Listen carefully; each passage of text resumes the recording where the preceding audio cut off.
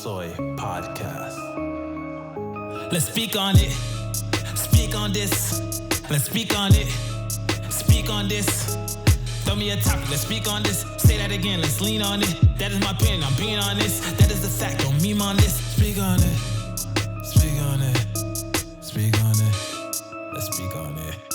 Speak on it. You thought we were done? Throw me a topic. Let's speak on it. Say that again. Let's lean on it. That is my opinion. I'm being honest. That is the fact. Don't mean on this. Speak on it. Speak on it. Speak on it. Speak on it. Throw me a topic. Let's speak on it. Say that again. Let's lean on it. That is my opinion. I'm being honest. That is the fact. Don't mean on this. Speak on it. Speak on it.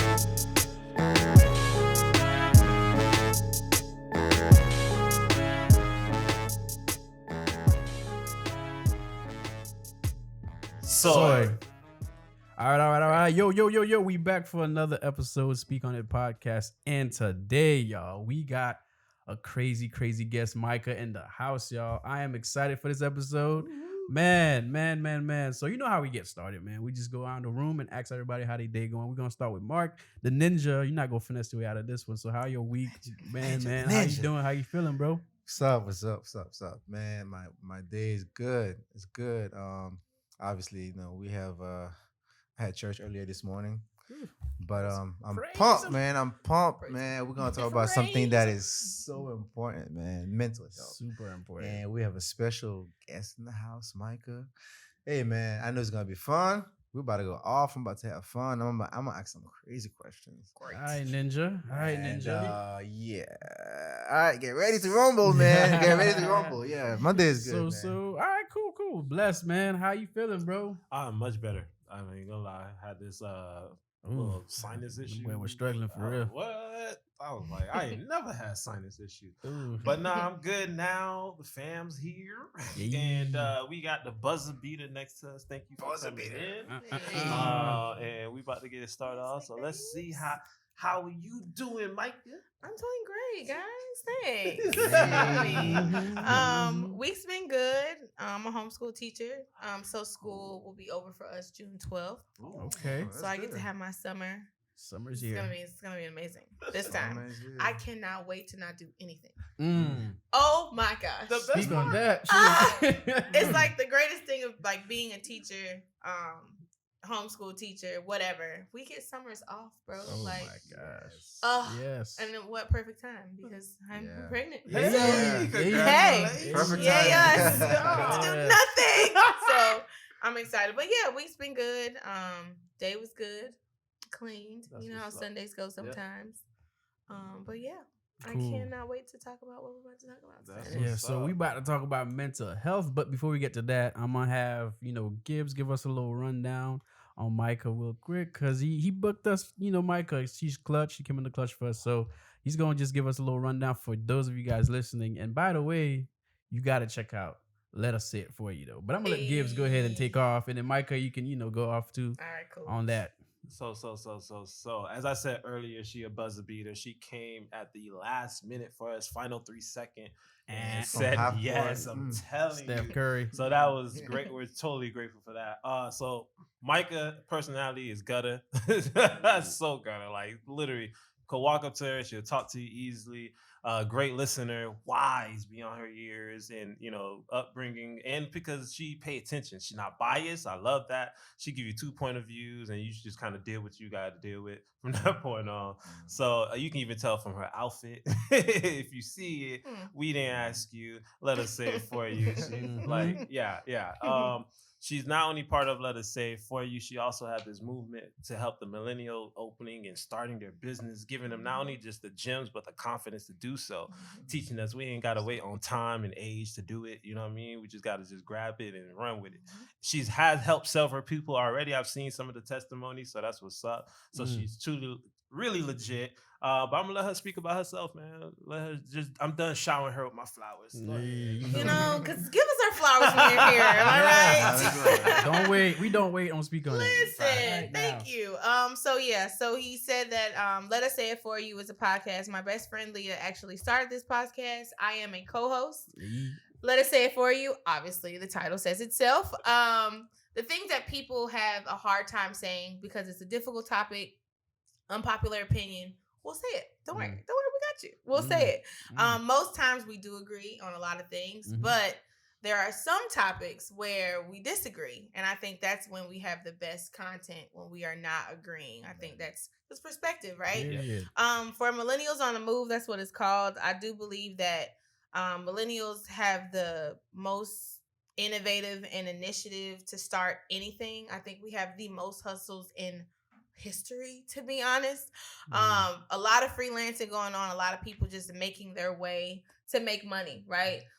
Debt, the highest ever to have in debt, like school debt, credit card debt, because we just weren't educated on how to use loans, how to pay them back, how to use credit cards. So it's like all these things that they just throw at us and expect us to know after we leave high school, and it's just unrealistic. So Millennials on the Move just kind of helps people figure out, if I'm going to stay in my career, how do I continue to move up and not just be stagnant, right? Who wants to be in the same position over and over? How do you ask for a raise?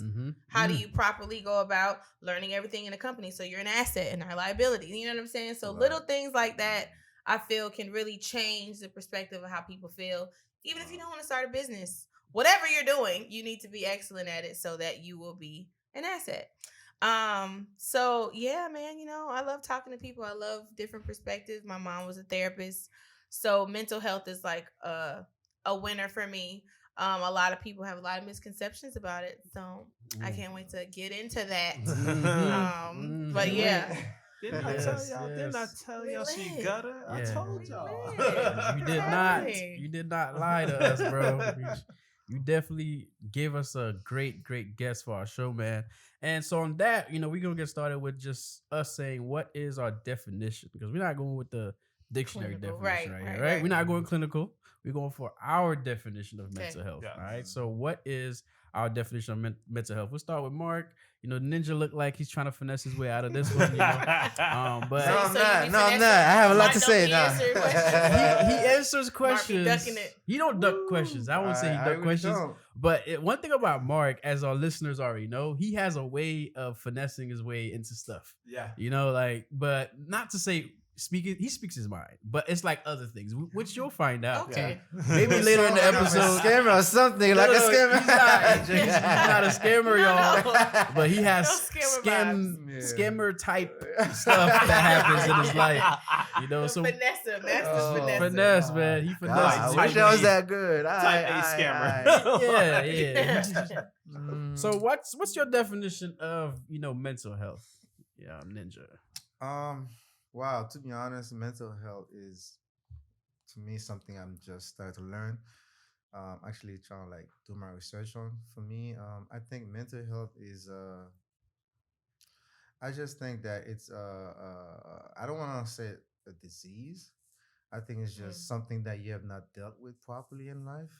Because a lot of time you go through things and you didn't take the proper time to probably process it, or you just push it down and then, I'm going to deal with it later.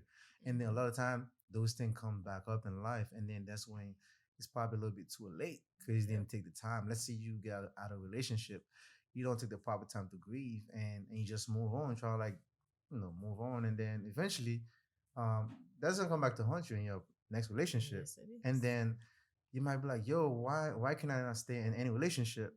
Yo, well, you got to understand that you got to take your time to deal with everything you go through in life. And a lot of time, we think that, yo, I'll be fine. So mental health, I feel like anything you didn't take time to deal with. And at the same time, I think it can be also genetic. I could be wrong about that. Could be, right? A little bit. But I think it's like, I would say things that happen to you in life that over time you didn't properly deal with. Right. That's my definition. Cool. All right, Ninja. All right, you didn't finesse your way completely out of that one. I try to give up. You know, good. I feel you. So for me, I would say when I'm thinking of the word, obviously you have mental, you have health in it. Like I look at it as we as people, we typically, like when you hear health, it's like you got to eat healthy, you got to take care of your body, you got to do a lot of things, you got to exercise, what you put in. And the mental part is what we sometimes fall asleep on as far as like taking care of it that way. True. Like I feel like our brain is our most important organ. Like, you know, in your body, like second to your heart, well, they might be a tie too. Because you really can't do without the heart. Like you did. I think it's a tie. I say it's a tie. But you can be alive and be a vegetable. Like if your brain's not working, you're still alive, but are you really living?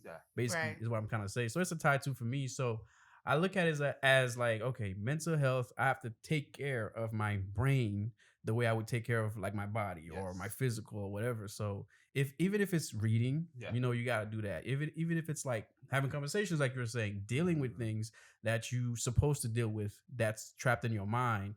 So when I think of mental health, I think of it in that aspect. I have to make sure my brain is as healthy as possible, as far as like make sure I do what I got to do to make sure it's running well. So that's what I view it as. And I don't have the disease aspect of it per se, because it's like when you think of disease or whatever, you always think of someone being ill, like they can't really move or they have a fever or whatever, right? So I can't picture my mind being that way. So I don't really go into the disease aspect of it, but that's basically how I view it. Like it's like making sure I'm right mentally, so it doesn't have to be something major. It could be something minor, but if it's not dealt with, like Ninja was saying, it's going to become something major for me later on. All right, so Blessed and then Micah, or whoever, at some point we're gonna get to a point where it's like just go ahead and drop it in. We just kind of went around the room right now, but I don't want it to be that way forever. Just if you got something to say, I'll just break that. Just say it. Just kind of let us know. I totally agree on it's how you deal with things, and that's what I kind of think mental health is. How are you able to deal to life, day-to-day stress things, work, people, problems? Like how do you cope? Stuff like that. My mom was very, as I told y'all too in my past, like we were very blunt. We take it off. My mom didn't feel like we should carry anything. You feel like you got something to say it, so you don't have to go around carrying that. So without realizing, that kind of helped a lot with my mental health, because now I got this view that ain't my problem, that's yours. So I just go ahead, tell you what you gotta tell and say what I gotta say. You take it how you take it. I gotta go. So I really believe it's how you cope with life. That's how I feel mental health is. Right. So for me, mental health, without saying anything anybody else said, we I took think everything. it's one of those things where I feel like it's like it's gray, right? Because when I think of mental, I think about the thought process, like what trauma does to like the left side of the brain. Like it is kind of clinical, but at the same time, it's your mind and it's how you feel about yourself. It's how others view you. It's how you view like it's so introspective almost. And the illness part about the mental health, because if you're not healthy, you're ill, right? So the illness part, I think about schizophrenia, and then I think about bipolar, and then I think about all these other disorders, personality disorders, but it's a mind thing. So it's really what you think about yourself and how you feel after trauma has happened, how you deal with trauma, how you deal with a breakup, how you deal with someone dying, how you grieve. Like all of that is in your mind. You know what I'm saying? So processing, obviously, and assessing and understanding, okay, if I don't handle this now, is this going to affect my long run? No one thinks about long term. They think about right now. And what are we usually told? I was going to say you was raised in a very healthy household. Very healthy household. Because how do you move forward when something is actually bothering you? A lot of people, a lot of parents, a lot of family. I'm American descent. You guys are Haitian. And we had a small conversation about that. But they always say, keep it to yourself. Deal with it on your own. Figure it out. And it's just like, you keep telling me it's my problem. I can never get my problem out because you tell me to deal with it. I don't have the tools. You know what I'm saying? So the mental part about it is not something that you should do alone. I think a lot of people think mental illness, mental health should be done separately. It's not a separate thing. You can't do it alone. You know what I'm saying? So that's kind of what I feel about the mental health. It's a introspective thing. It's a people thing, and I think people just throw it off and just figure it out because it's just too much sometimes. Because he'll tell you how he feels, he's gonna walk away. He's not thinking about the how this person internalized it or how they perceived it. That's on them. That's on them. But that's the mental part. Like, well, he did tell me this, but now I'm feeling this way about me. So how do I deal with that? Do I tell him how I'm dealing with it, or do I just deal with it on my own? And that's the part people get tripped up on. Not knowing how to have that conversation to break all of that weirdness down because it's just weirdness. People don't know how to communicate. And I'm you know? glad that you said it's a mind thing because I strongly believe in that. From even, and we know addiction is a disease, but I also feel like that goes into the mind thing Definitely. as well. And I'm glad you brought up just that fact, like that, just because depending on how you think of yourself, it just shows through your outer, the way you carry yourself. In college, I used to tell people would think highly of themselves just by their posture of how they walk. You know, if they have that slump back, it's either they're easygoing or they don't have a zest for life. Yeah. Yes. It is always like, or if they have that cave chesting moment, you can tell like they always want to guard themselves. And so with the mind thing, and you said it's not a self thing, is it one of those where you create the group based on like your common people circle situation, or do you create the group? Because there's things we learned that sometimes you can't do it within your group. You have to go outside. True. Or is it just based on that person and in your own road to mental health? Right. So I feel like it's a little bit of both. I think we all use our friends to release and vent, right? Yeah.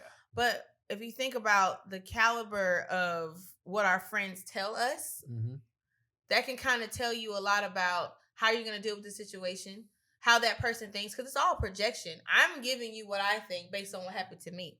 A lot of girls do that. I'm just thinking about a scenario. We're in a relationship.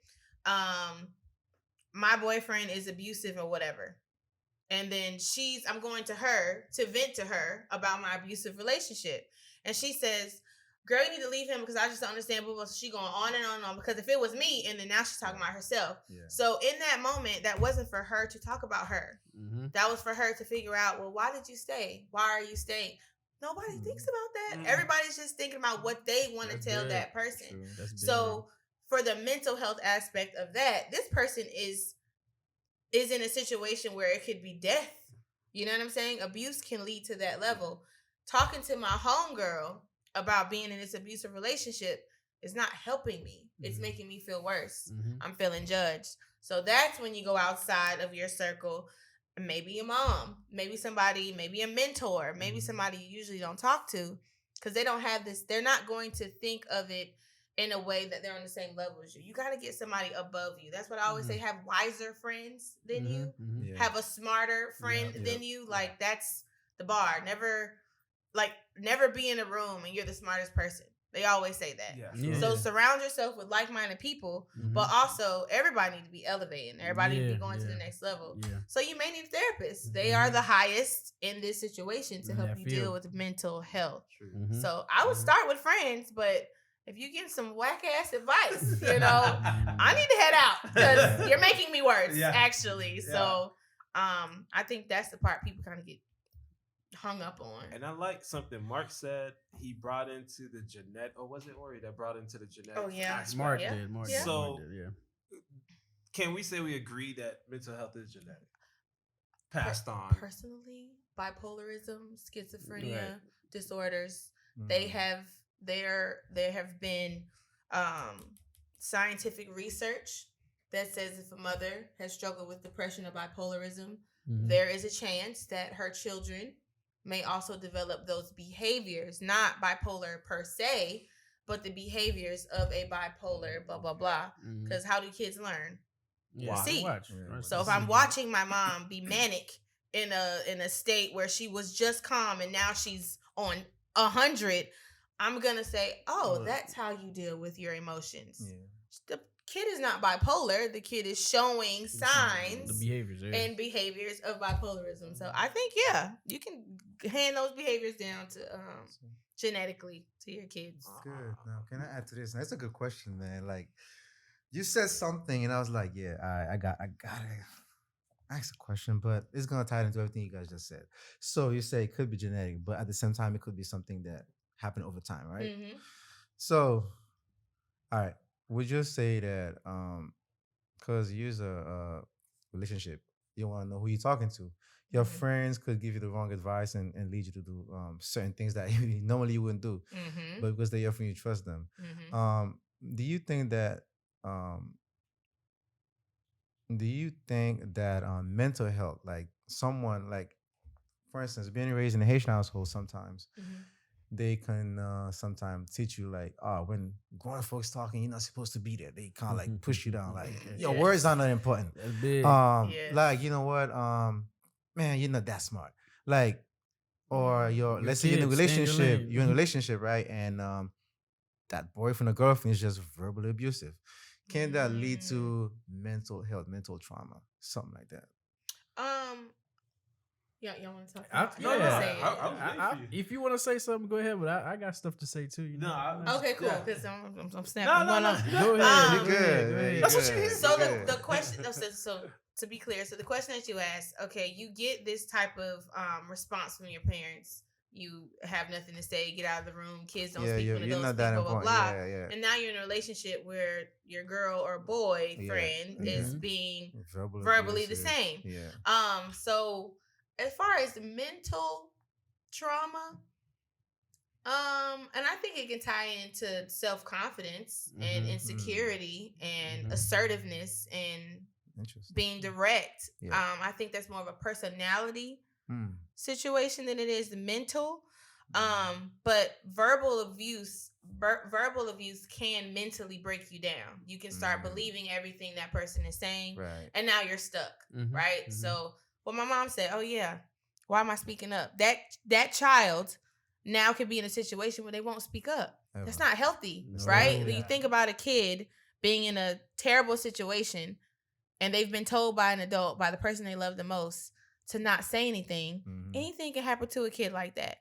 But nobody's thinking about the bigger picture when parents say that. They just say, you know, I'm an adult and you're a child, so stay in a place, instead of saying, stay in your lane. I really appreciate what you have to say, but mommy is talking to blah, blah, blah. We'll talk I'll listen to you in a minute, but right now, we're speaking. Not adults are speaking, we're speaking. Yeah. And then now, when your girl or your boy is going off on you, telling you that you need to shut up and whatever you say, blah, blah, blah, you'll be like, oh no. We ain't doing this. It's a no for me, sis. Bro, it's time for me to head out because you know that this is not healthy.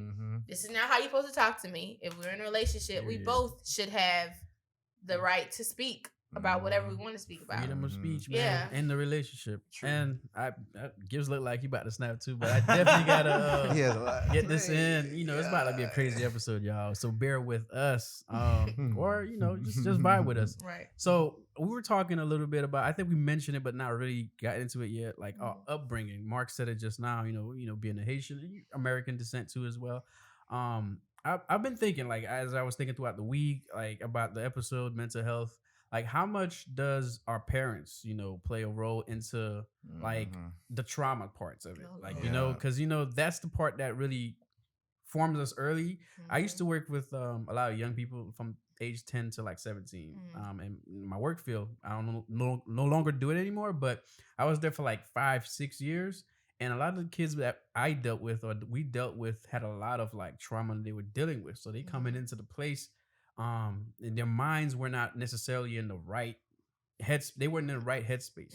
So we were training the staff to be like ready to receive them, but not judge, not whatever, because we don't know what we're getting in. So we were trauma sensitive type of place. So you know, obviously working in that field, I had to learn to understand trauma. It doesn't matter what it is. If it's a trauma for the person, it's trauma. It's traumatic. Like, it doesn't matter if you value that. Like, as a Haitian, I might look at something like, what are you talking about, bro? I got beatings all the time. I'm straight. You know? Look at me now. I'm straight. Like, you know? And then somebody else is like, bro, I got physically abused as a kid. And that makes me, like, different, you know, today. Or maybe we are, or I am, like, in some way, shape, or form, have been, you know, that physical upbringing, getting beaten all the time, has done something to me that I don't know about. I'm not, you know, I'm not saying there's nothing to it. Right now, I'm saying I don't view it as that, you know, but somebody else might. Or it could be how your parents speak to you. Like you said, the kids, you know, get out the room. Like, this ain't for you right now. That could be traumatic for someone too. So the question is, how much do parents, you know, because we have Gibbs who's a dad, mom already, future mom, future dad, you know, wifey out here, you know, got a little, you know, something in the bun for your boy. But so, and Mark, you know, he ninja his way out of it. You know, so he's not there yet. I got 2 kids. He's not there yet. So obviously he's not thinking that way, but obviously you probably already thinking that. I'm already thinking that. Micah, you might be already thinking that. As parents, what role do we feel like the parents play or the guardian play? It doesn't have to be your parent per se. You might not be raised by your parents, but the person who's responsible for you as an adult play in the trauma part of the mental health of a kid coming up in the household. So for me, and which the question is really less to you, but I'm just gonna jump in. So I'm like just one step ahead of y'all. So there's no one. It's okay, bro. Once y'all babies coming out, we all in the same way. Live your life, bro. You are seniority. So, like, we got two in there. Right now, my goal is to, as you already heard, partial of my childhood. I loved it. But then there were factors of it I didn't love. So that's the factors I'm ripping out of growing and raising our daughters. And there's factors my wife did love and didn't love. And that's the part she's taking out. And then we're combining the parts we do love and building that up in our family and creating our own culture as well within that household. Because we're going to build our own legacy. Legacy has to change from family to down to the next family. But there's that little trait line that stays, that still connects it all. Like in the case... Haitian culture, and this might even be just across the board, they're big on the name. The name has to be very still there to the end of age type situation. Right. And then for me having girls, so the name's gonna stop unless they hyphenate it, but whatever the case is, they're gonna do what they want to do when they get that to that state. Right now, they're 3 and 2 months, so I'm focused right here at this point, but I am future thinking. I'm trying to build confidence in my child. I want her to be free as I was free, because that was an aspect of my wife that she wasn't. So she wants the boldness that I have as a child and now in our daughter, and not the traits of her in that aspect, because she had that type of upbringing where be quiet, da-da-da. My dad didn't teach me be quiet. He said, if you want to talk while adults are coming, just say, excuse me, and we'll stop and talk to you. So if it's not mad important, they're like, okay, I'll get to that in a little bit. Or, oh, I got to take my son, and then he'll come back to me, or whatever the case is. Like, let's say it's like my daughter now, she's learning the word excuse me, because she thinks, if she say mommy and daddy, we done. So now she's at an age she can understand the word excuse me. So we're applying, hey, when mommy and daddy's talking, just say excuse me. Or when 2 people are talking, just say excuse me. Because sometimes, and her being that little, sometimes I don't see her, so I almost about to step on this little giant or whatever. I'm like, oh my God, word. So, she's getting so used to it. And she would say, excuse me, daddy. And it's like, yes, I got to go pee-pee. And then, I got to take her. So building that up, I think you do, but you have to really, I feel like, assess yourself. I think that's where we're really going to start. Then you got to assess your upbringing. What do you didn't like? And just really vet yourself thoroughly, really do the work within yourself in that aspect, because you don't want to cheat yourself and then cheat your kids. So I would think in that aspect, that's how the building, because that core year until they go to school, and if it's public or private, you're the one, what I'm saying, building this human to handle this world. The older my daughter gets, the older I'm knowing that I'm gonna have to let go soon. You know what I mean? And it's like, man, she's gonna have to handle the world, not per se on her own, but per se on her own. Because I'm not gonna be sitting in the class. Sure not. So she's gonna have to remember the tricks and trades that we taught her, the lessons and all that, and apply it at those moments when they show up. So I think I think it's 90% important, because then they're going to get to a stage, I think they're going to evolve from your teaching and your lessons. Be who they are. You know what I mean? And then they go to that next level on their own, and they might come back, hey, you think this is the right move? And then, you had your little help in there, but you let them be that butterfly as they grow up. So that's my point of view on that. So I definitely believe that your parents can create trauma that creates mental illness, essentially. They're our first teachers, obviously. And because my mom's a therapist, I think I kind of had the cheat code through life, because she already understood how strong the mentality of a person, not a child, a person has to be. So the whole because I said so, that wasn't said to me. Wow. I could not ask why though. Why was always disrespectful. But she allowed me to she always thought I was going to be a lawyer because I would just present my case, and then she would say no again, and that's fine. But I found another way, a creative way, not to ask why, because shutting kids down and just saying because I said so. Yeah. That's not going to work with some kids. Some kids are super inquisitive.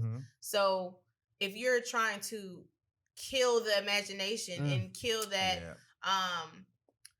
just their ability to think beyond, that's detrimental, because now that's going to lead them to not getting good grades in school, because they're going to stop thinking and not want to think anymore. So I talked to her the other day about just parenting over 30. It's like this dynamic switches. I'm no longer that child that you have to tell what to do or parent. Now I'm an adult and I have my own ways of thinking and blah, blah, blah. But parents always have this, well, don't talk to me like that because I'm your mom. Nah, sis, I'm an adult now. You know, so that transition from being seen as the child, but also respecting your parent, but having an adult conversation. You know what I'm saying? But I always think to myself, I don't want to be trying so hard not to be my parents that I become my parents, right? I think people just need to forgive their parents for whatever they did, if it's possible. And if not, then I suggest that you go to a therapist.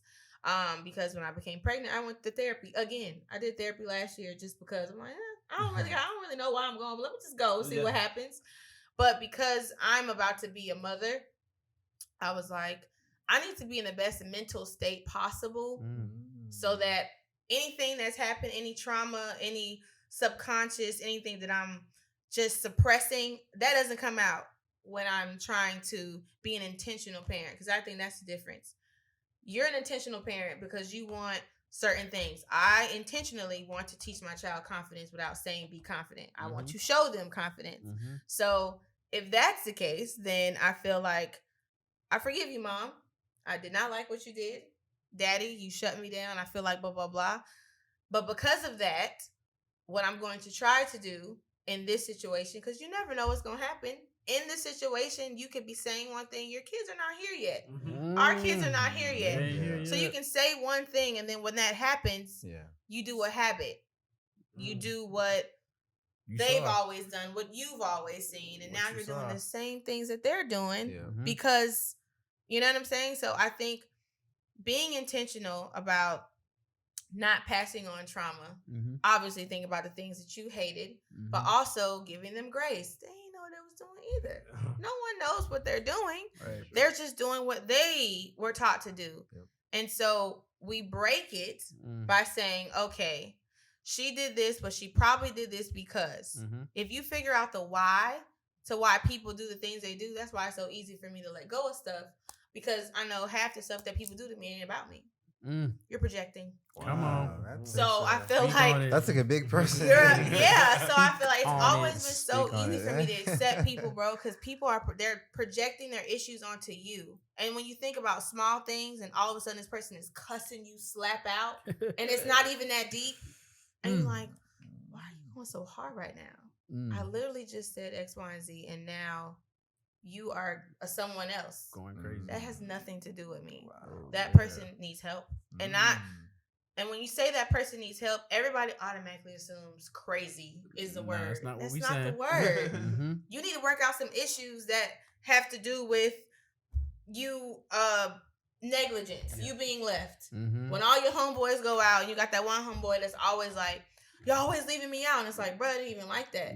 He has issues with neglect with his family or his guardian. So that's why he's so clingy, because he needs to feel accepted. He needs to feel that. But everybody ain't gonna psychoanalyze you. That's true. I psychoanalyze everybody, but everybody's not gonna do that. Did you do it to me already? No, I haven't. I think you need your way out of that one. But I've been nervous of you guys. It's the compassion. I don't want to think you're this person. I want to feel. I want to feel that you are not this horrible person. What you just said was out of anger, was out of spite, was out of whatever, because of something else that happened that you did not resolve. If I'm mad at my mom and I'm mad at my dad for what they did to me, how they didn't protect me, how they blah, blah, blah, I'm carrying that. And so I'm building the same tension and whatever, and my kid is going to feel the exact same way I felt.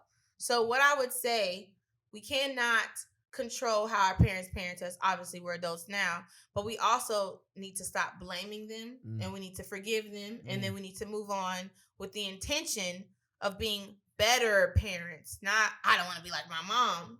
I just want to be a better communicator. Yep. I don't want to shut my kids down. I don't want to make them feel guilty because I don't have the money. You know, because that was the situation with my dad. When he didn't have it, we got snapped on. You're my provider, bro. I asked for $1. I just want candy. That's all I want. Didn't ask for a Lamborghini, sir. I just want a piece of candy. He told me no because he felt bad that he didn't have it. Right. So now he's projecting onto me his pain and his anger because he didn't have it for his child. And now I got to go in the next room crying hard because I feel like I did something wrong. Right. So it's just understanding why they do what they do. And maybe, and it does not justify it. So I'm not saying be sitting here letting your parents off because sometimes they ain't shit. Right? Don't let them off. But I feel like it'll be easier for you to move on if you just understand why and then forgive them and just take a deep breath and just don't do what they did that you didn't like. You said something about the projecting part. Do you think that's majority, one of the core reason why mental health is this far? Because constantly people are projecting to the next, to the next, to the next. Hurt people. I agree, man. I agree. That's it. So we just 100%. Everybody hurt. Wow. Everybody hurt, and everybody is leading with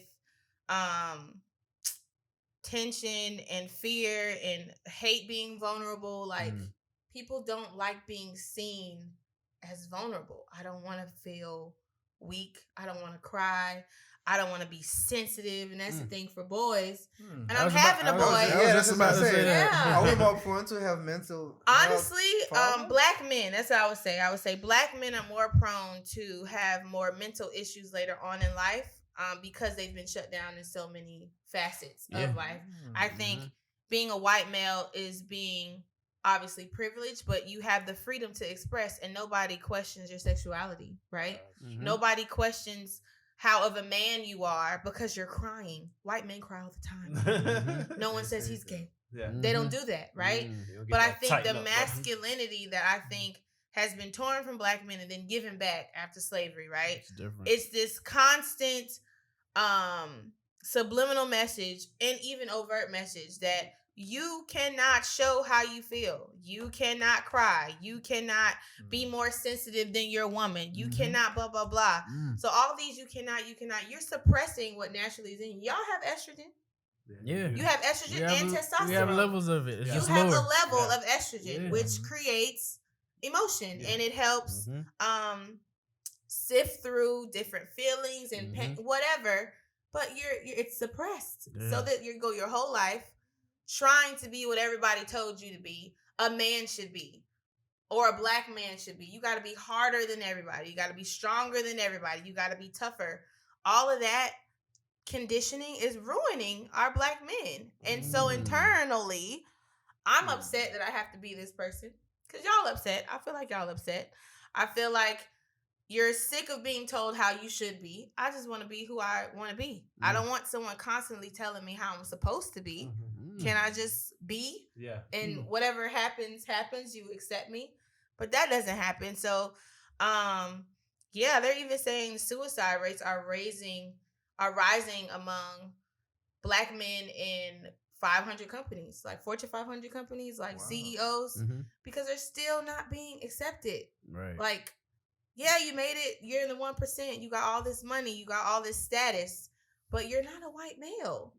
And mentally, that is messing with them. Yes. And so they're ending their lives. Yeah. Black people, Haitian, Jamaican, we don't do suicide. We don't, that's not a statistic for us. Yeah. No, it's not. And so because it's becoming one, it's like, well, now we got to figure out where it's coming from because it's been there. We just haven't been able to really tap in and figure out how to stop it or how to change the language of how we speak to our black men. So So questions. With that being said, because like you said, it's not a popular thing in our community, with the Black community, especially for Haitians, man. You mental health. Are you crazy, bro? Yes, Like what? right. What? You good? Right. Are you hungry?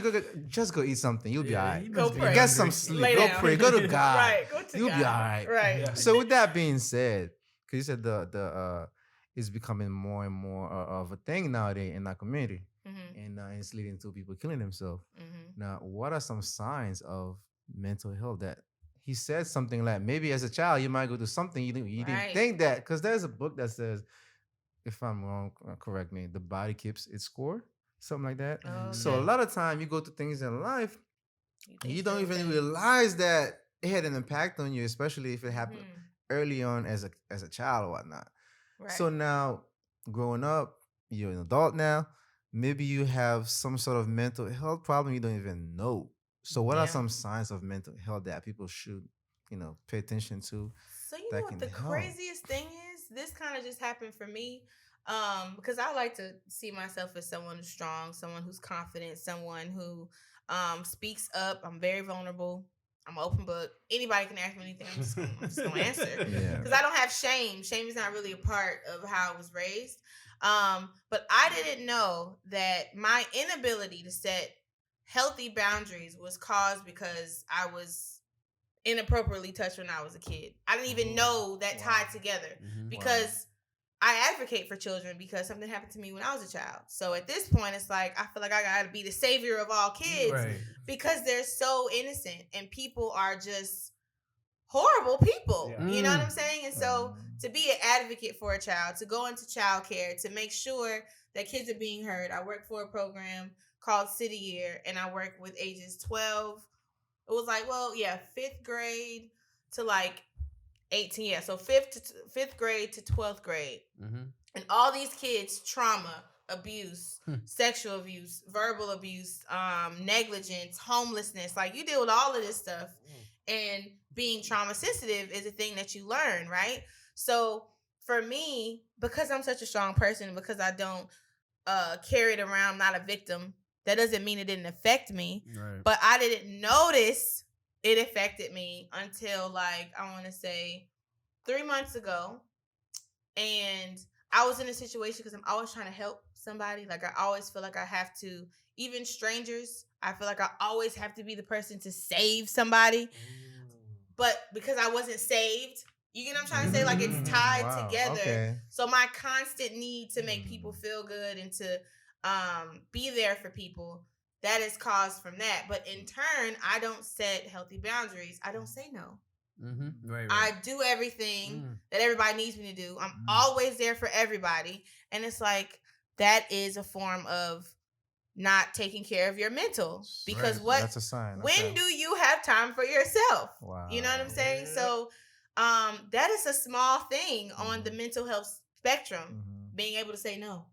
Wow. It's a health thing. I was kind of like that person too, because I love helping people, giving them my time. And a lot of time, what made me kind of change is that a lot of time, those people you constantly help are the ones that are going to tell you no when you need them. Yeah. Like, bro, like, you know what? I got to do better for myself. I got to love myself more. That's our dynamic. Take care of myself more. Yeah. I made you understand I don't need you. I don't need your help. You come to me when you need me, and then you get off the phone. You come to me, we go out, we hang out, I help you. Right.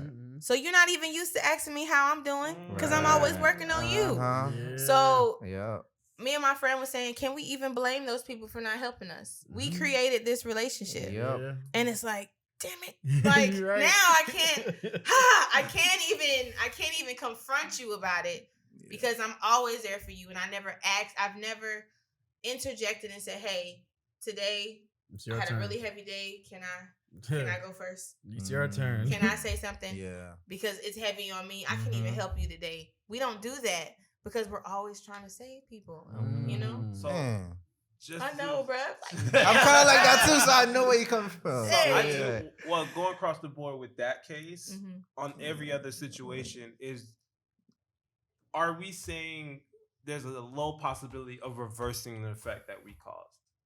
Such as your case where you've been the person and you created that dynamic. So now is probed in their mind. Come to Micah when I need help, but don't come to Micah when she needs help. Right. And so is it a way, since we created that, to revision the whole ideal of it? So I it's agree. Not, so it's not too late. It's not. No, it's not too late. I think when people love you and they appreciate everything that you've done, it's gonna show up later. My aunt was telling me, she's another one of my mentors. She told me, you have to recreate this relationship, right? You can't scold anyone for what you basically enabled them to do. You're an enabler at this point. So in order to change the relationship, you just have to say no. You just have to say these things. And now it's going to be pushback because this person's not going to be used to that. Yep. And you may not talk to this person all the time anymore. But they'll eventually understand, oh, dang. And I think being honest, saying, you know what? I honestly cannot listen to your drama anymore. I've said that to a few of my friends, and but you're my best friend.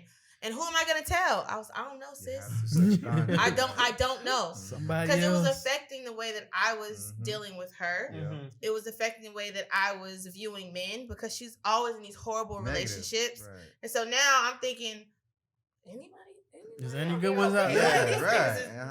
I don't go through that with men. Yeah. But listening to her when I was single constantly talk about this, it's like, I can't listen no more. And I think having the strength to say that is hard, because you want to be there. Yeah. But it's destroying you. Yeah. So you have to speak up, and that's about a you thing. Are you going to be strong enough to reverse that relationship? A lot of people are just comfortable with dealing with what they used to dealing with. And they're like, oh, well, the dynamic is what it is. So I guess I'm going to be an enabler for the rest of my life. It doesn't have to be like that. So it is definitely a choice that you have to make to not have the same relationship. But we're cool today. She found someone else to talk to. And she called me. She was like, I'll never forget when you told me that you couldn't listen anymore and blah, blah, blah. I just found I was really hurt and I was very upset at you, but I found another way to deal with it. You were just telling me what I needed to hear and what I didn't want to hear. So they're going to respect you because you've been there for them this whole time. They're just mad that they can't use you anymore. They can't use you no more. And that's that. It's that convenience thing, It was like already built. Like, it's easy for me to just hit up Micah, man. She got me. Like, she's a superhuman. Why change it if it's working?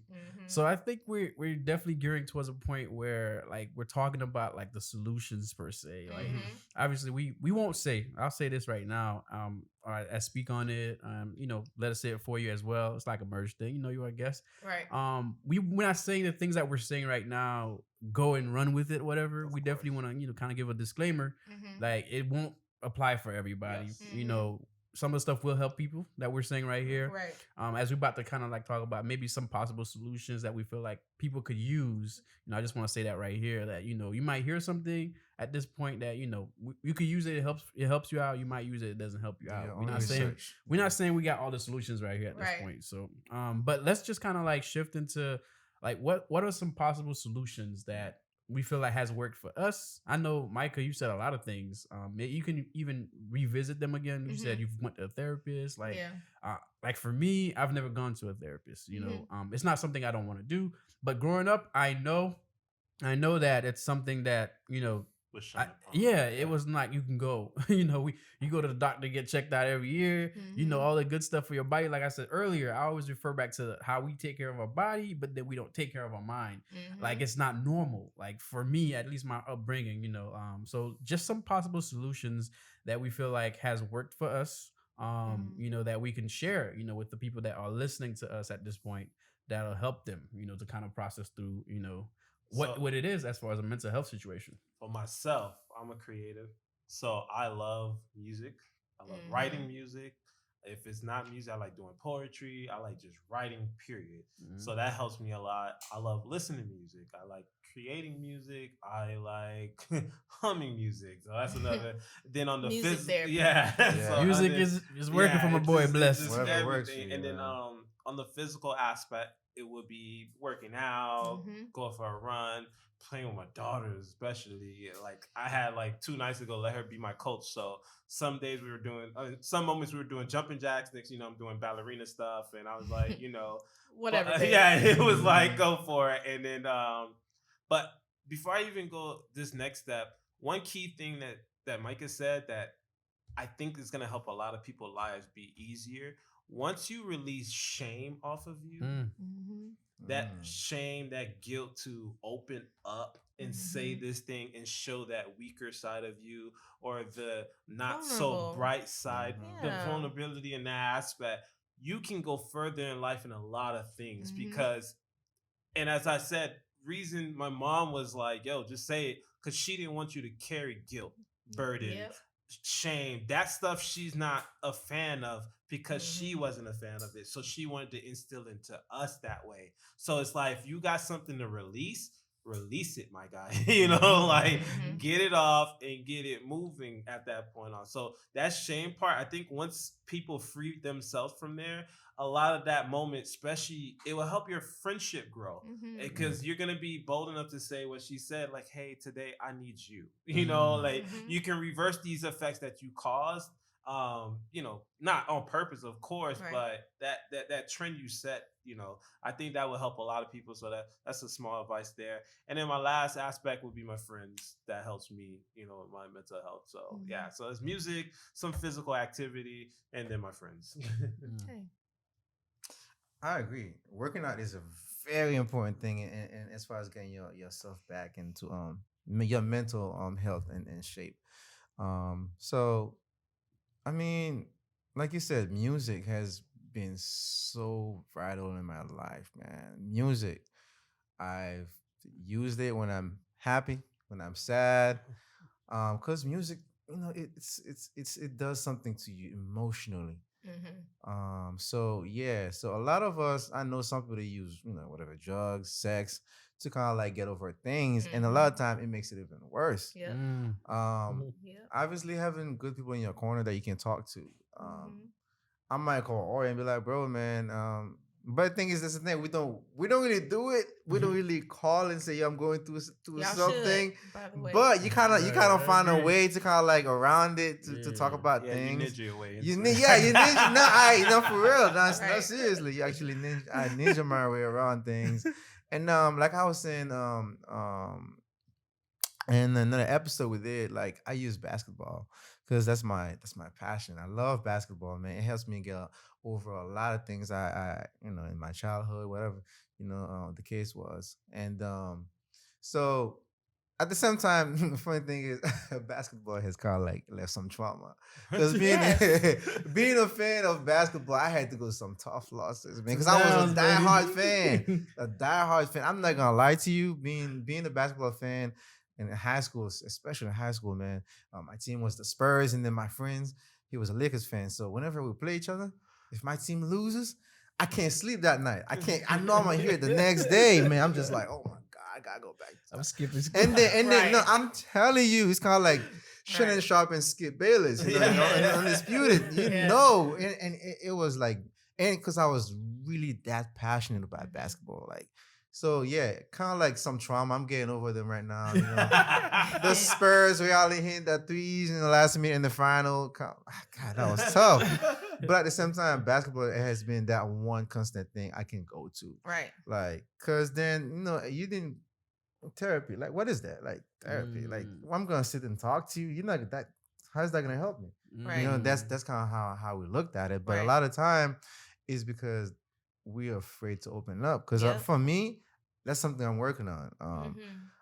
Like being able to be vulnerable. I hate being vulnerable. Hard. It's hard. You feel me? So having a friend you can really trust. And I know that's not a lot of time. You can't. You probably have just one or two. It's hard to have more than one or two.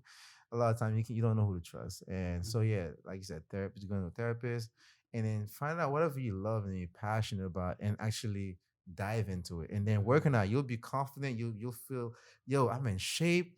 I look good. Like they say, look good, feel good. Right. Like literally, physically and mentally, you're gonna feel good. So those are some of the few things. I'm gonna let the expert Not expert. Disclaimer: I am not clinically approved. No, she's not. I am not. Okay.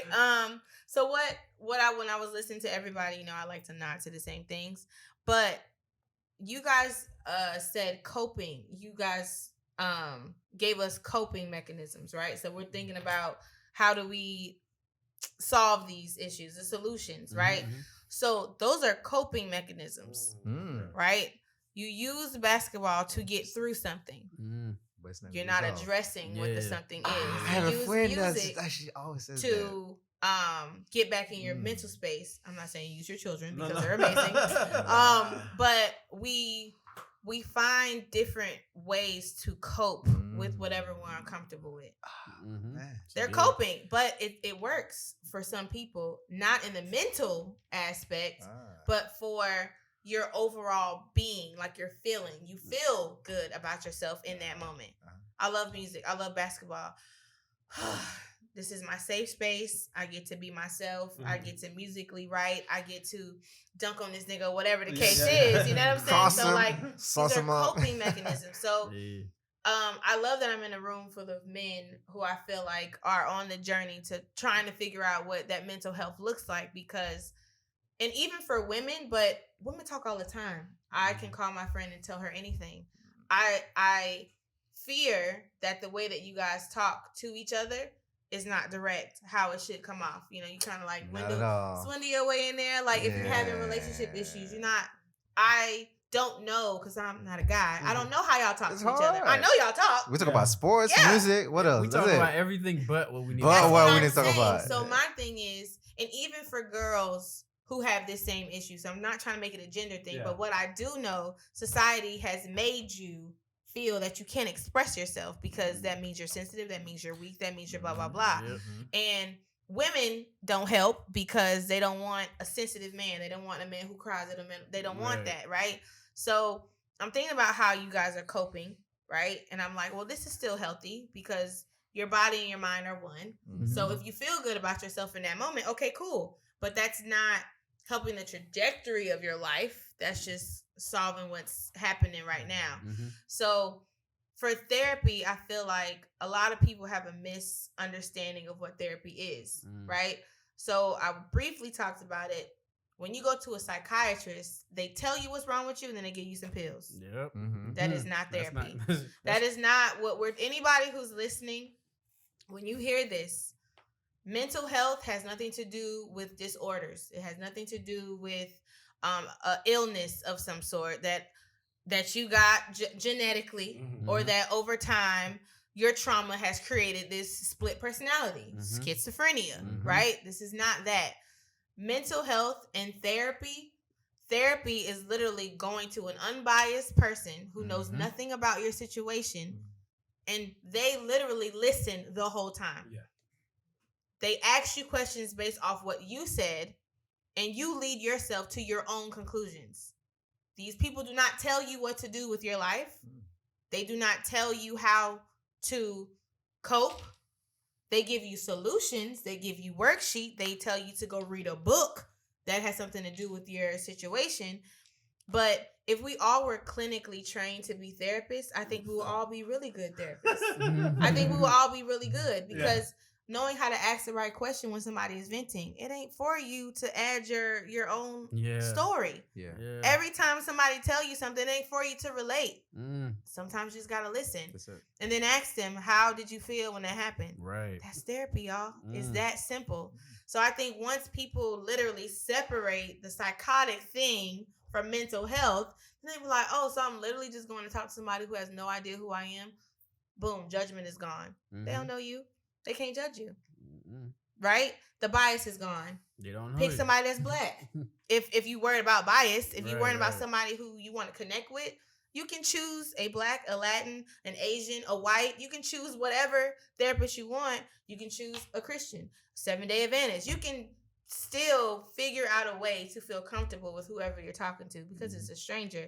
But I think knowing that therapy is literally coming to your own conclusion with someone who doesn't know you, that's the point. They're literally going to listen to you. You're going to say, this is what happened to me.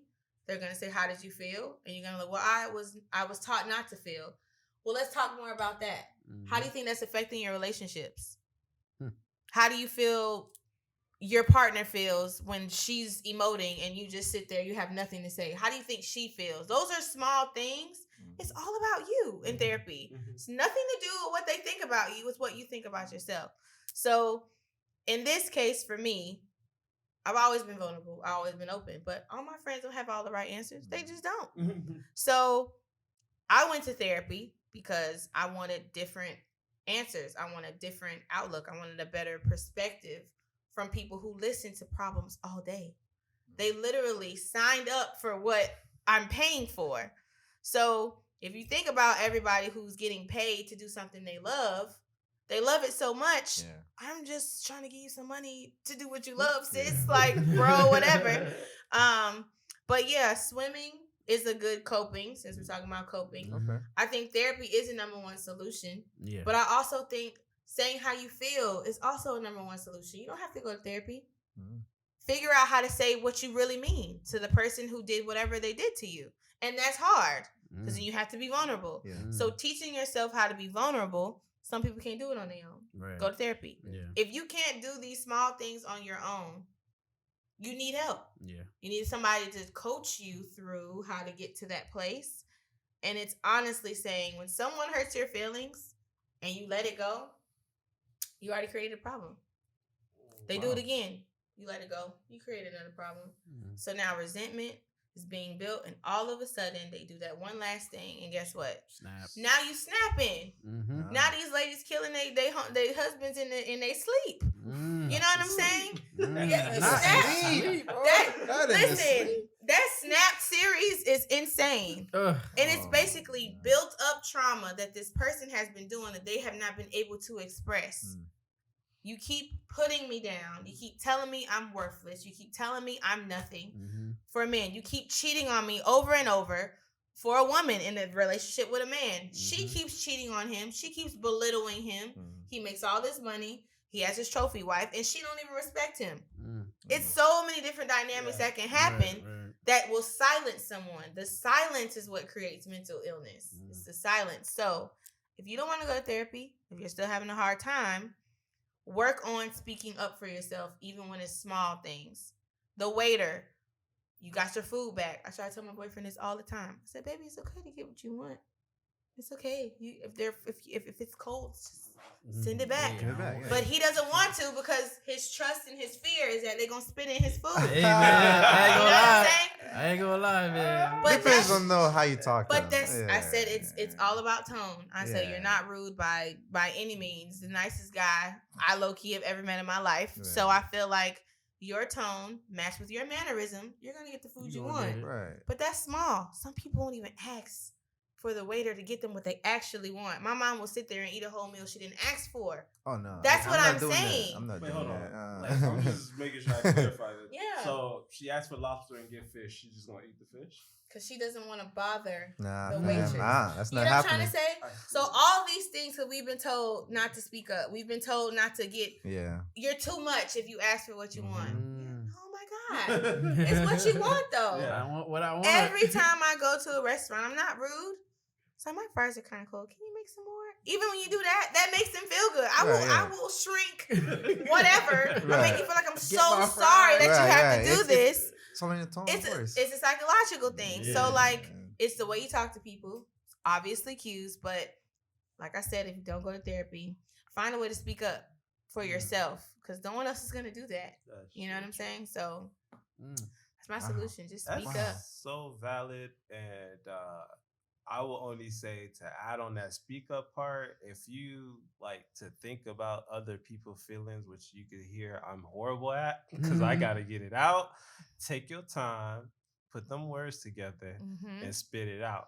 And if it's, and my wife and I, that was our beginning struggle because my family just say it.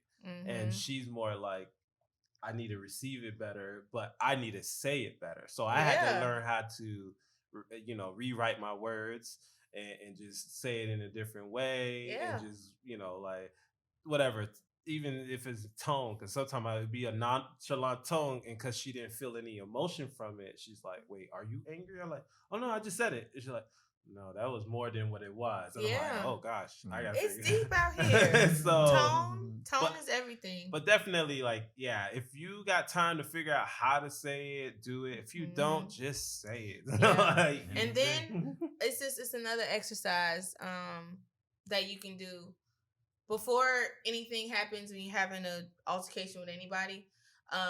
You can just say the disclaimer: "Hey, I don't know how this is gonna come out, but I feel like I need to say this right now because this is how I feel right now, and the only way that I'll feel better is if I get it out."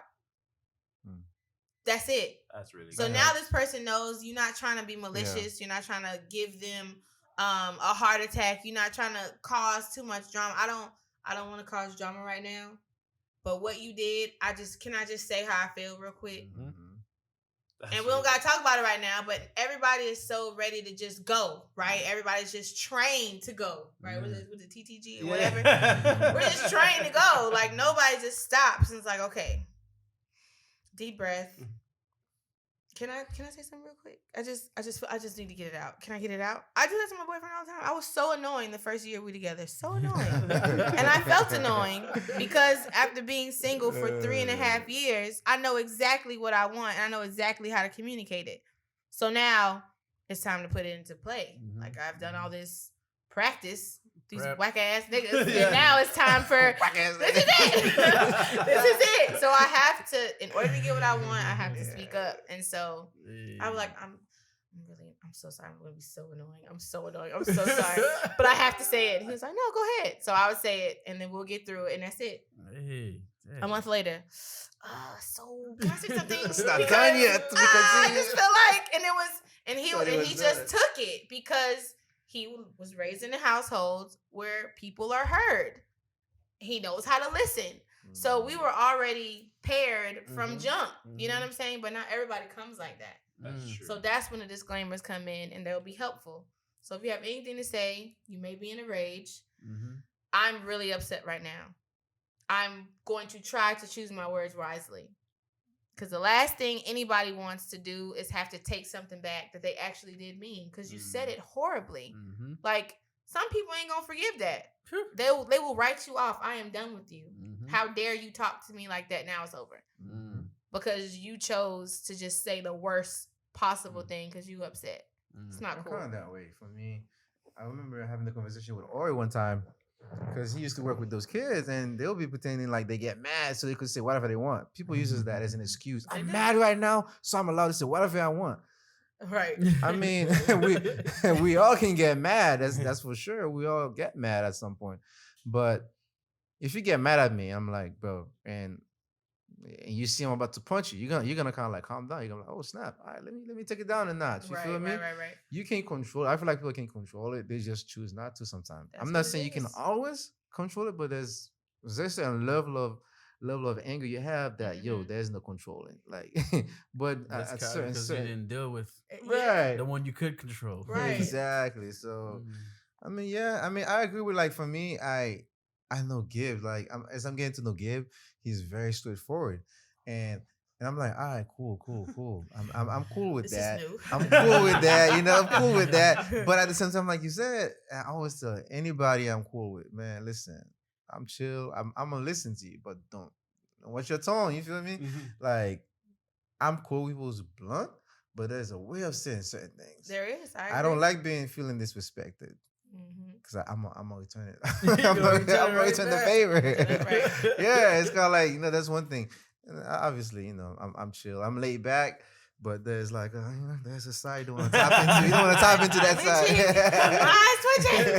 Yeah, no, I definitely. But yeah, I get what you mean as far as like tone of voice, because especially if you're in a relationship with a woman, like what I'll say to Ori, I'll say it a certain way, and it's fine. Ori don't get offended. But you say it to a woman now, it's like, man, your tone of voice, bring it down. You're mad. I'm not mad. I'm just, you feel me? So that's a big thing. That's a big thing. I feel like we all need to learn how to like control our tone of voice. Yeah, but also sometimes the tone is what the tone is because that's the climate of what's happening. right? I agree with that so too. the levity of whatever just happened, I agree with that too. I cannot be calm. But I always say, you may not like my tone, but you need to listen to my message. The message behind the tone is the most important thing, depending on the situation. Yeah.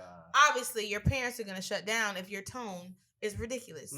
They're not going to hear anything you have to say. Everything you said was just disrespectful. Right. Even if you didn't curse, you didn't raise your voice. It's the tone of voice. It's if it's reprimanding, if it's coming off as, what's that word? People like belittle people, condescending. Like there are tones like, oh yeah, if it's sarcasm, like the tones are going to change. I kind of use sarcasm a lot though. Yeah, and so that's the that may be seen as not being taken seriously. Oh, so it's a joke. So now, so we joking now. Like everybody just starts. It's over, bro. It's dead. So, and I was Leah for one. She's always been direct, and that's always how she likes to be talked to. So you can tell her whatever, however you want to say it. She gonna hear the message because she doesn't control her tone. For what? I need to say this. It is what it is. You're a joke. Fix it. That's it. And so when people are so focused on the way that she's talking to them, you miss out on the message. They literally they can't get past that. Okay, she's upset, obviously, because I did something. That's why she's talking to me like this. But you so stuck on, you ain't finna talk to me. No. She always says this. You cannot tell people how to respond to the things that you do to them. You can't. Yeah, for sure. At the end of the day, I punch you in the face. I cannot control what you do after that. Completely agree. I called your mama X, Y, and Z. I told you your kid is a joke or whatever the case is. You cannot control how people respond. So you need to just take it. Take what it is. Sure, if it's your tone or whatever, understand where it came from, where it started, right? So the whole nonchalant sarcasm, that's not good in serious relationship. I mean, serious conversation is just not good to use. Because everybody's tensions are already high. One thing I do always with the friends I have now, I want them to always understand, and that was one of the strongest core points to make my wife understand, is that everything I say comes from the foundation of love. You know what I mean? Love. Even if I'm angry, I still love you. Like, I'm still gonna give my wife juice. Like, I don't, you know what I'm saying? She asked me for something, I'm still gonna get it. I was just angry about this situation, but I got nothing to do with her. You know what I mean? So in that aspect, when my friends know that aspect, when I come off that tone, which may be perceived like, oh, he's a jerk. No, they're like, yeah, he's just gonna say what he gotta say. But overall, they're gonna call me, yo, bro, I got a flat tire. You know what I'm saying? Like, they know, they get the understanding what my foundation is. My foundation is always love, and then everything else on top is just what it is from that point on. But he's like, they understand, like, I'm never coming with malice.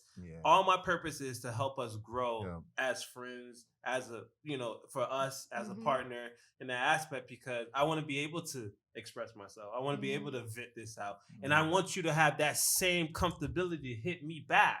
Because if you're so caught up in your mental blockage of trying to release something, I don't want you to pop a blood vessel just trying to say a sentence. You know what I mean? Like, because you're so straining. Like, how can I say this and not hurt his feeling? No, say it, because I got you. I'm gonna catch it. You know what I mean? That's how I come off, and that's my goal, to do it in reverse too. I don't want it one sided. I want it on both ends. And that's definitely something. I think when you were talking about creating that dynamic, where I always try to create. Be you able to talk to me the way I'm able to talk to you. You know what I'm saying? And I do understand. Like, I know you wasn't saying it, Troy, but I already peeped that. I'm always going to talk to you in a respectful way, and that's on you too. But my goal is to be able to be men and talk. You know what I'm saying? Like, just say it. Just say it. Trust me. I get on all these sometimes. Like, and Ori get on me. I'm like, damn, all right, man. I was wrong. You're right. I want that coming this way too. You know what I'm saying? I'm trying to get y'all that comfortability. Like, yo, come my way. We ready. Let's do this. Because we got a mission we trying to complete. And I think overall, knowing the people. See, this is the thing. This is what kind of, I think, leads people not to be vulnerable and not to open up. I feel like people low-key not trusting people. I've been thinking about that. I love you to death. I low-key don't trust. I don't trust your intentions. It has to be that, bro, because when some of my friends in the past have came at me with certain things, I stopped the whole conversation. I'm like, do you know who you're talking to? I said, can we just stop? Think about me and listen to this situation that you've heard about me or that you're coming.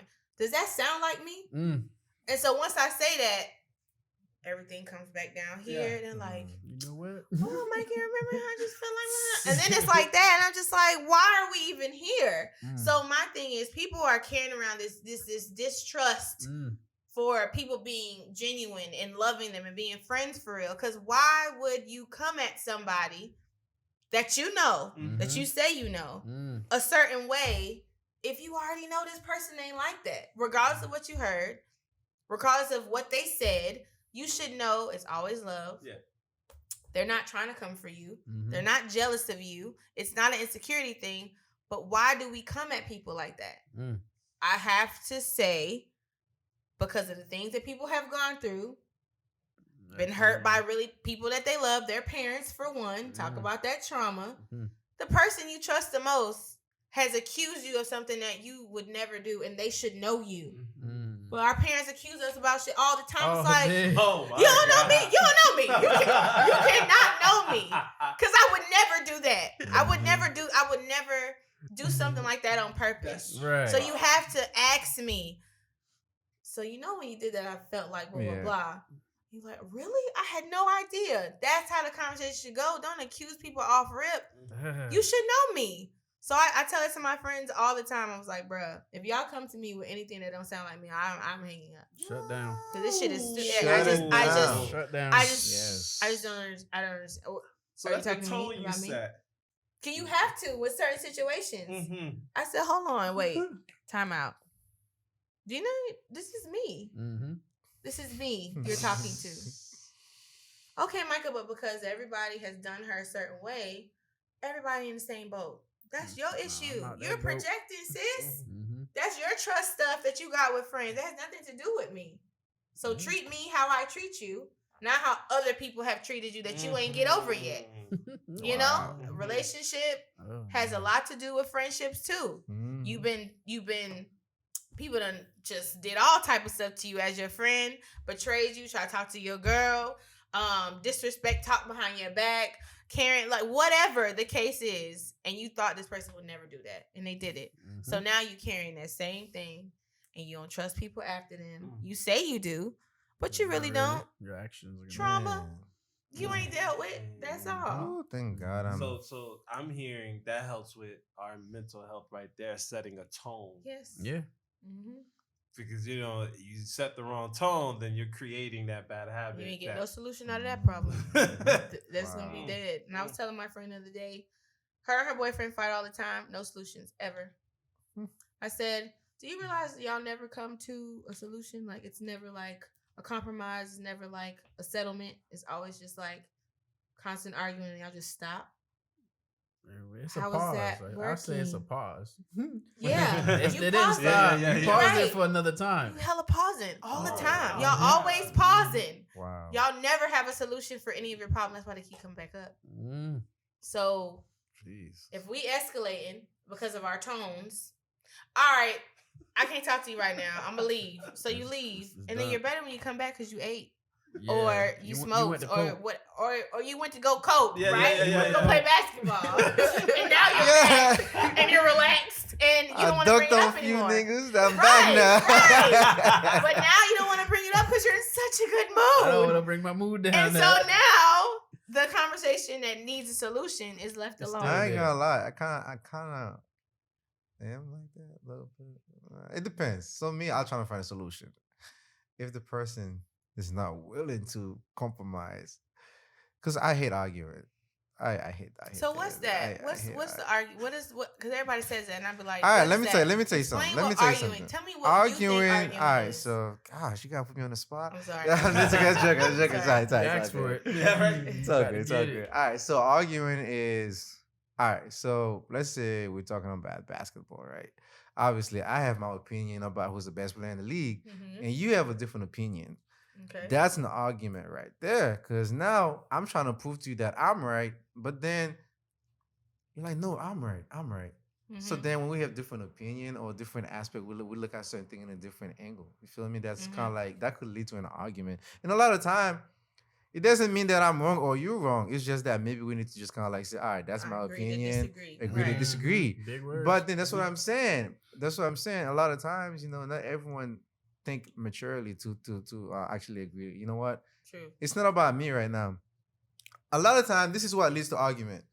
Feeling like you have to make yourself look like you're right. This is what leads to argument. Yeah. A lot of time, the solution is not trying to prove that you're right. It's all about, all right, what's the best way to go about this? I don't care if whatever. My opinion is not the right way to go, but what's the best way to go about this? Right. And I feel like that's what leads to arguments sometimes, because I want to be right and you want to be right. So now it's like a tug of war. So when I always ask people say I hate arguing, I'm just like, you're not gonna agree with everyone. Yeah. It's a disagreement. I think argument has such a negative connotation on it. So the back and forth is a disagreement, but the level that it goes to is now I'm trying to prove to you. Regardless, I'm not listening now. Nope. Now I'm just talking. Exactly. That's the type of stuff that you don't want to subscribe to, and I get that. Right. But obviously, like you said, talking to a person who is solution oriented, that ain't gonna happen, right? So in an argument or a disagreement, it could be in a relationship, it can be about basketball. Yeah. You can literally end it because everybody's gonna get lit. Everybody's gonna be passionate about something that may not have a levity, but in a relationship or a friendship, hey bro, I hate the way that you came at me when we was in front of these people. You act weird in front of these people. What's that about? You just called this person out on something that they had no idea they was doing, or maybe they do. Maybe they're trying to impress these people, and you know this person from whatever.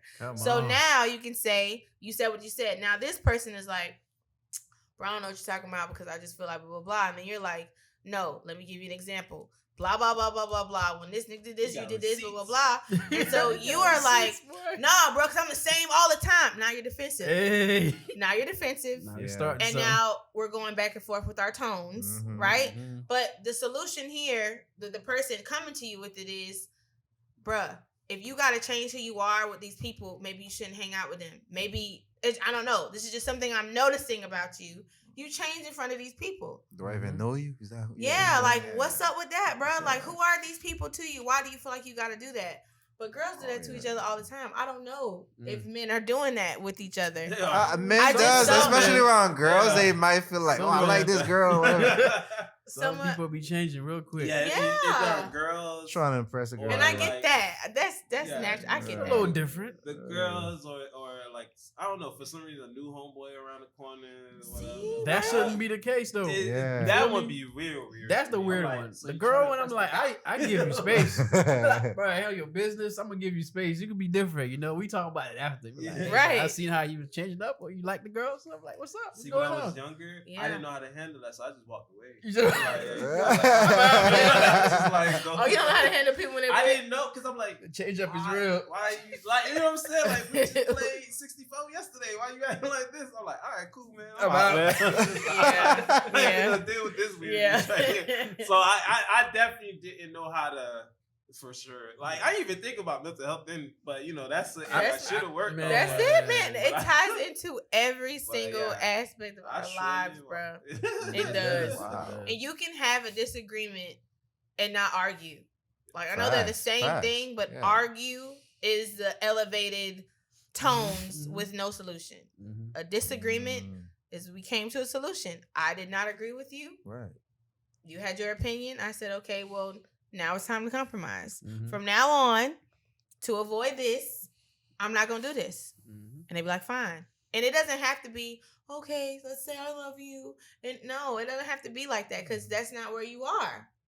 I don't think you should force somebody to give you a hug or give you a kiss or tell you they love you. That's already said, bro. I'm mad. I want to hug you right now. Right. Give me 5.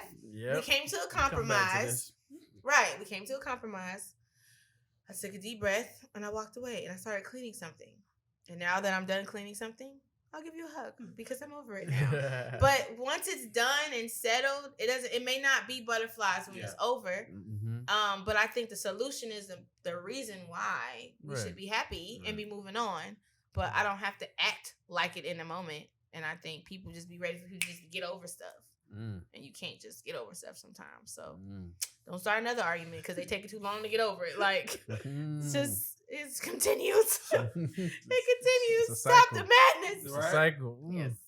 All right, so man, that's everybody really said a lot of good things as far as the solutions. I mean, I love it.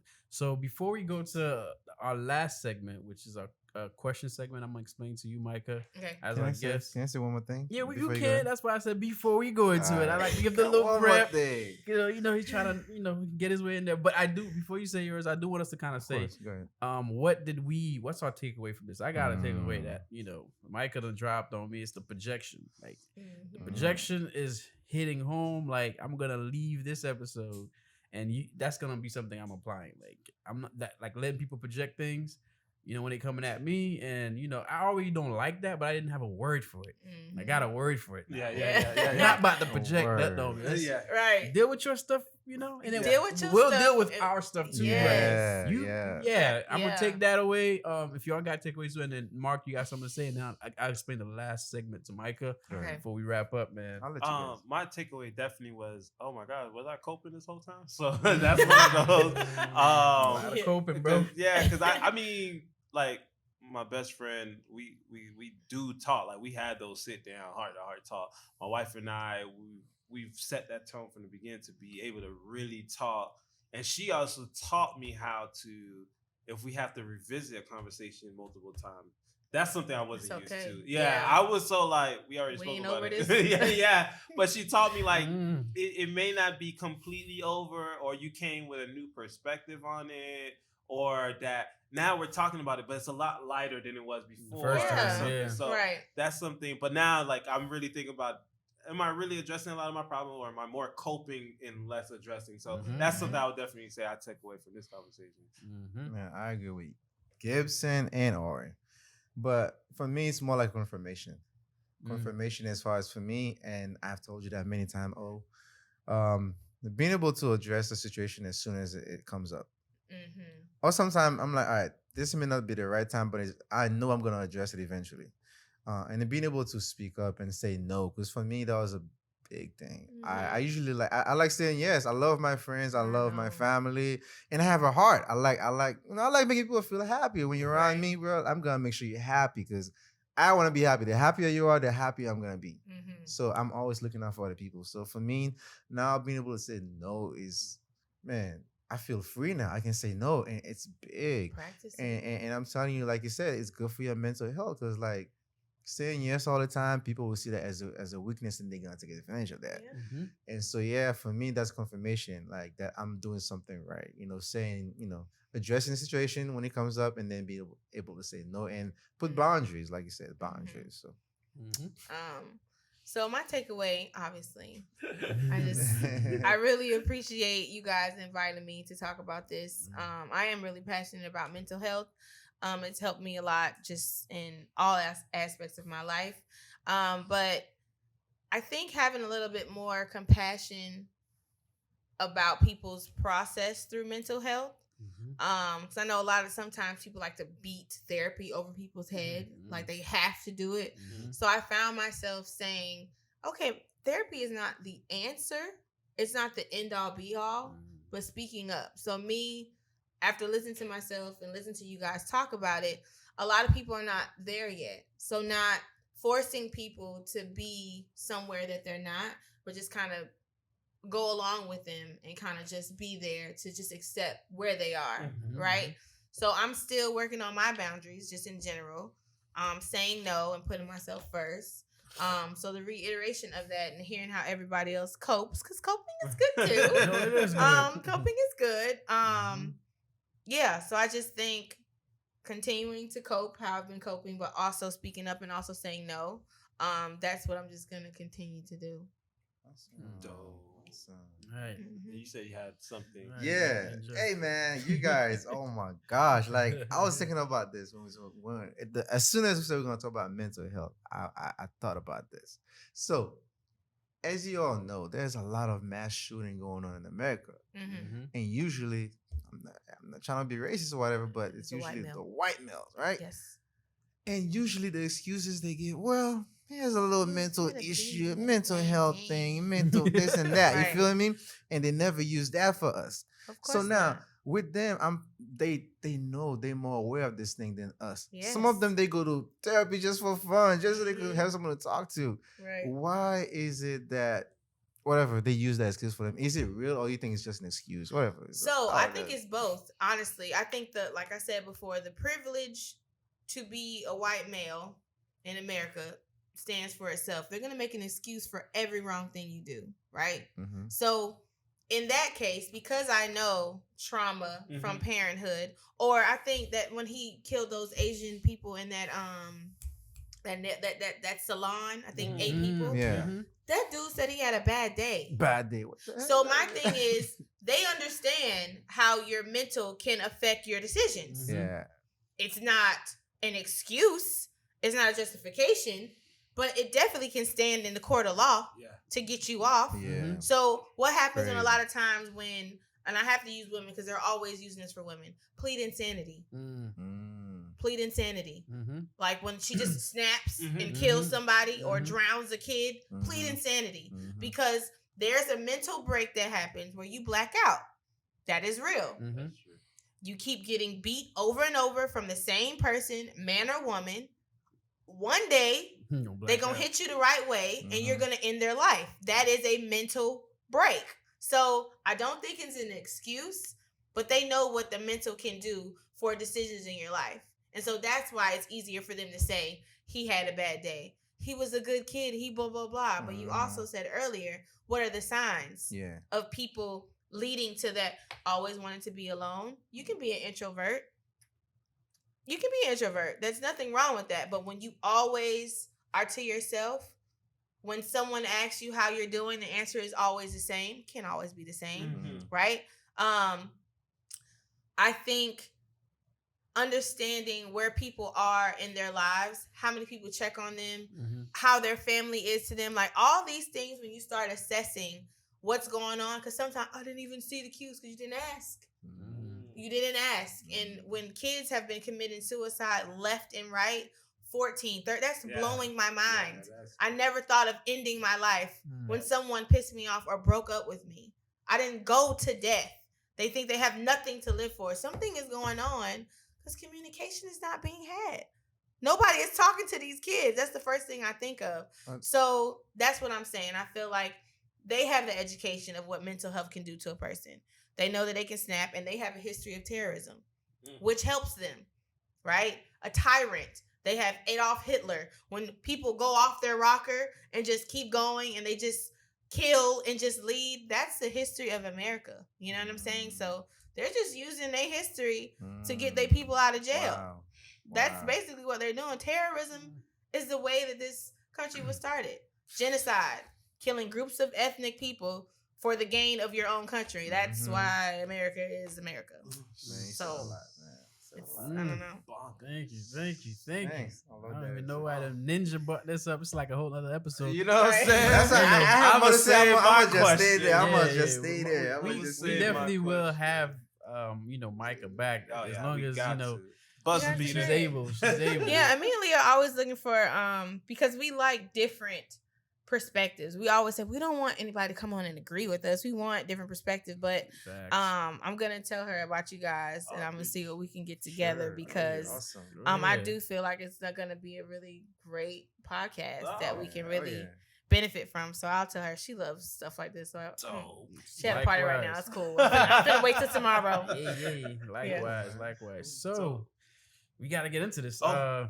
So this part is completely off the episode. It has probably nothing to do with mental health, or it does. Okay. I don't even know what it's gonna do. Oh, deal okay. with. So it's 5 Oh, random questions, questions. right? That you're gonna get to pick one of us to challenge. All our guests get to pick. Since it's just you get to pick one host, and the other two will just be sitting back like, oh, let me see how this plays out, and one of us will ask the questions. All right. So D text us on our group chat. We don't know what the questions are. So whoever you picked will not be able to access their phones, and whoever you didn't pick will be able to access our phone and ask the question. Okay. Now, for you to answer, you just got to say your name first. Yeah, you first say person. Micah. Oh, okay. Then you get to answer the question. Whoever Okay. you pick, they have to say their name. So Blessed or Gibbs, whatever he says, we know. Ori, Ninja Mark. You can say Ninja. You can say Mark. I can say Ori. You know, that's be our cue to answer. Yours is Micah. So that's the segment right here. D set the question. You get to pick out of the three of us. Who do you want to challenge? So the challenge part is who I want to answer Just this pick question we don't know. Who you want to Right go up now? against you? Yeah. Oh, Yeah. snap. Yeah. Who you want to challenge? Hey, pick anybody you want. Anybody you want. Well, you invited me. Yes, baby, yes. I love that. I knew it. Hey, high five to you, man. I'm hitting my mic and everything. Yes. All right, so Mark, you got the question? I knew that was gonna happen. We talked about it, and then he was it's like, probably gonna be me, but I'm I was hoping like, it's yeah. Ori. I'm like, get ready, bro. I thought I'm just She like, was looking at me. I thought she was gonna pick me. I'm like, oh, Nothing baby, wrong. don't You didn't do pick me. nothing wrong. You I picked love who this. you supposed to pick. You picked the right one. You picked. They just happy because we don't know the questions. We Like, really okay. don't. We really don't. Neither do you, so it's fair. So you wanna ask a few? And ask a Yeah, few? yeah. Go ahead. You can I'll say do it. the. Oh, the odd whole numbers. time? yeah, Five it's, All questions. 5 questions? Yeah. 5 questions. You'll do the Oh, okay. even ones. So it's I'll do best the out of odd 5. ones. Okay, cool. I'll do you even. I'm odd. You Yeah, odd, you I'm could- even. yeah, How I you could want to even. do it? How you want to do it? I'll do even. You do. All right, I'll do. All right, so I'll go first. All right, bet. So this is the first question for you guys. Remember, you gotta say your name.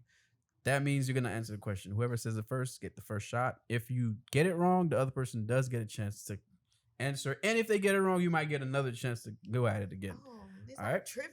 Yeah. Hey. So, you guys ready? You guys ready? Ready or not? Here we go. So, what 2 words, when combined, hold the most letters?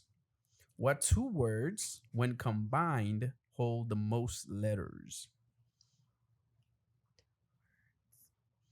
Yeah. What 2 words, when combined, hold the most letters? Letters? What? Gibbs, Okay. okay, go ahead. What 2 words? So it's 2 words. Yeah. When you use those 2 words together, they hold the most letters. Like ever? Like period? Gibbs, you ain't give me an answer. You said the name, bro. What's going on here? Yeah, You say something. You thought you had it. I'm gonna just say uphold. Uphold. Wrong. All right. Gibbs could say it again. He could be like Gibbs again. Micah. Non-negotiable? No. I'll say this. Think outside the box. Okay, that's what I'm trying to go. You got to think outside the You box. want to give him clues? No clues. What 2 words? And they're put together, they have the longest word. They hold. Hold They have the ability to hold the most letters. most letters. They hold a lot of letters. Oh. Is this a compound word? No, it's not a compound word, but it's 2 separate words. Is it a prefix and a No. suffix going put to- together? Oh, It's okay. It's 2 separate words. Pay right? attention. There's a keyword It's in 2 there. separate I know, words, that's what I'm trying- right? 2 completely separate words, but that when you use them together, they hold a lot of letters. Like they literally hold a lot of letters. Keyword. Pay attention. I feel like I see it, but okay. Wow. Okay. Gibbs. Gibbs, go Hold letters. No. Oh. No, okay. The alphabet. All right, I'm gonna give it away. Yes. Yeah. All right, I'll give it away. What's the This keyword? Tell them the keywords first. See if they figure it out. Say one word. Yeah, the keywords. All right, in I'll that say one of the question. words. No, the No. keyword The in that question. The keyword in the question is letters. And it's not the alphabet. What? You got it? You got it? You really mean like a letter? Mail letter? Like that? Yeah. Like a letter, because it holds all the words when you're writing.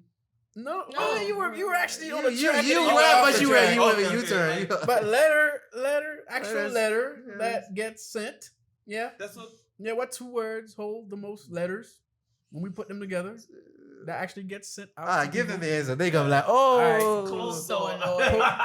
Post office. letters. Oh Post my office, God. exactly. Oh my I God. told you they would go Literally. crazy. Oh my! When I was I like, can tell she was it thinking cannot be post post I'm office. telling you. Not saying it. Not saying post office. I No. can literally tell like she's about to say I it. know. I was about to She say. almost popped a blood vessel. All Like. right, hey, go ahead, Ninja Man. What you got? That's So it's it. all right. God. 0-0 right Oh now. my, hey Gibson, man, we're counting on you. I know. Riddles, bro.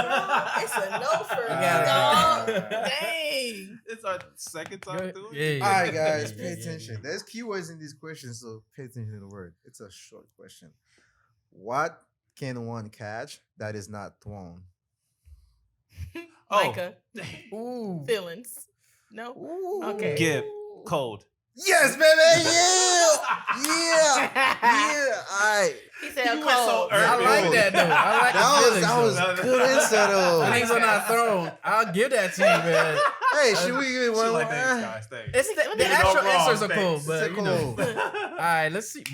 Micah's mind now has shifted. Yeah. She get what's going on. Give me Yeah. 0.5. I'll give you point. Point But five. I'll even tie it up. Let's tie it Okay, up. he got You got the that? code. He All right, got the bet. code. My turn. All right, so a girl fell off a 50-foot ladder but didn't get hurt. How come? A girl fell off a 50-foot ladder but didn't get hurt. How come? A girl. Yep, a fell girl off fell off a 50-foot ladder but didn't get hurt. How come? Outside the box. Fell off a 50-foot ladder, but didn't get hurt. Micah, Okay. the ladder was on the floor. Ooh, It that was on the floor. close. It was on the It floor. was on the floor, but it's not the answer. But But you close. It's though. close. She close. really close. Floor is really close. Oh, I'm not seeing a picture on this one. That one is kind of hard to see. yeah. Picture. I'm Okay, not so gonna it lie. fell off 50-foot a 50-foot Foot ladder. ladder. I'm gonna go.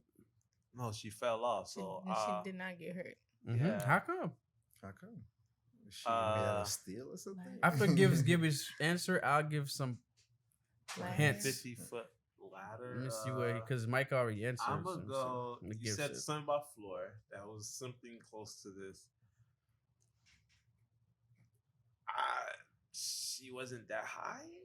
I don't know. Okay. Cause meaning- like, that is the answer is meaning- getting even closer now. yeah, it's getting hotter. Y'all getting hotter. Yeah. But I need a Y'all specific. warming it up now.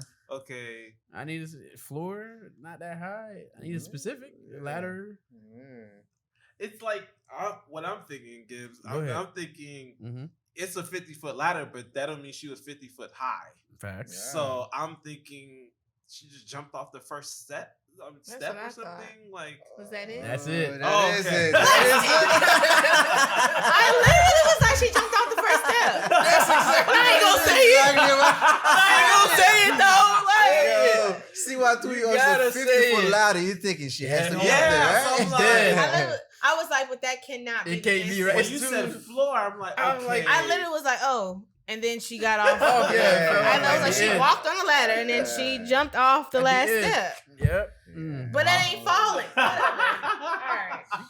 You We got two more questions to tie it Hey, up, you man. tie it up. All right. Okay.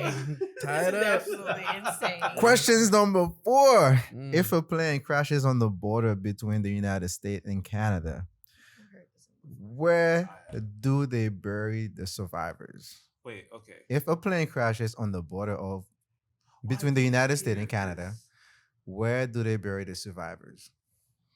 You don't bury the That Gibbs. nobody died. Wait, say it one more time. If a plane crashes on the border between the United States and Canada, where do they bury the survivors? Yeah, I'm gonna you get it. You get it. Was that it? You started Micah? talking. Yeah. Yeah. No one Yeah. died. Yeah. You got Ah, Yeah. my dog. She Good got job. it. Good She got it. job. She got it. Hey. Hey, I was like, you can still tie it. survivors. I'm like, You can yeah. still tie it. No one died. We can still tie it. All right. I would love to see a tie. Oh, man. I would love to see I a just tie. feel like I could have had the first You call her two. buzzer. Hey, I stopped hey, myself. Gibson, you remember From you call her a greatness. buzzer beater, so she might just made a buzzer beater right there. Let's get it. Let's I get can't it. believe I stopped myself. Man. Wow. All right. That's Do or die right here. All right. You spot a boat full of people but there isn't a single person on board. How is that possible?